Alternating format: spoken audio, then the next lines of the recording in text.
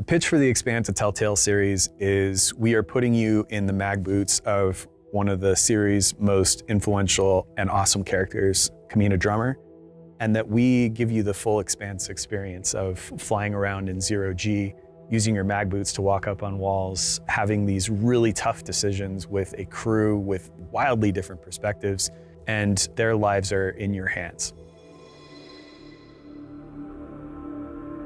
Storytelling for us is really centered always on characters.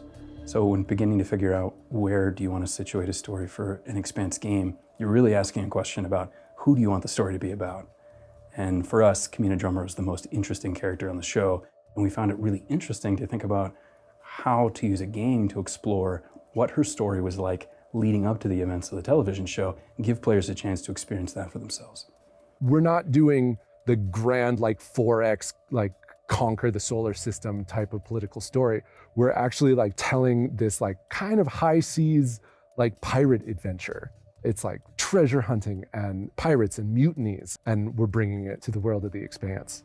I love all of our characters equally, but the character that has a special place in my heart is Maya, our ship's engineer. Maya is a Martian, and in the world of the Expanse, we often see Martians through the lens of their military service. But Maya is a former Martian Marine who is in the belt, and once we meet her, we get to know a little more about her history and why she's out there. But on the other hand, she's still Martian to the core. She's still very capable, she's still really stubborn, she has a sort of frontier spirit about her. She is a product of that world anyways, and I think that's an interesting character story to tell. Usually Io is covered up by these dust streams that fire off from its poles after volcanic activity. But it's clear as day. I'm curious to see how people react to Virgil's backstory, honestly. He has so much to hide, because he clearly wants to be a good person, but he has this dark past. And especially given how he knows that Drummer will feel about this dark past if she were to ever find out. We're all crew here. We may be scavengers, but we're not criminals. We follow protocol. We solve disputes with words, not violence. That's how we keep our humanity. The decisions you make throughout the entirety of the game will determine the fate of your crew. Everybody can die except for one person. Everybody can live except for one person. Having those different moments is really challenging to make sure you have a satisfying ending. Writing one ending well is hard.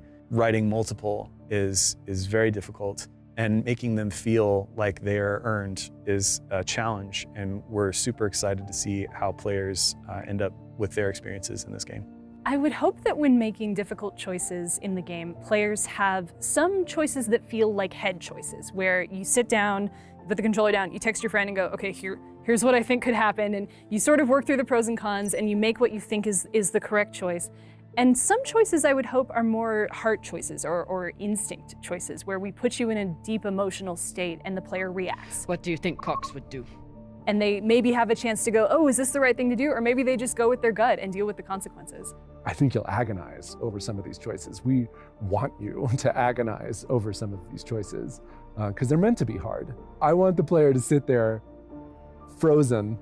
I want him to put down the controller and be like, you're not gonna make me make that call. And we're not, we're making Drummer make that call. You just have to push the button.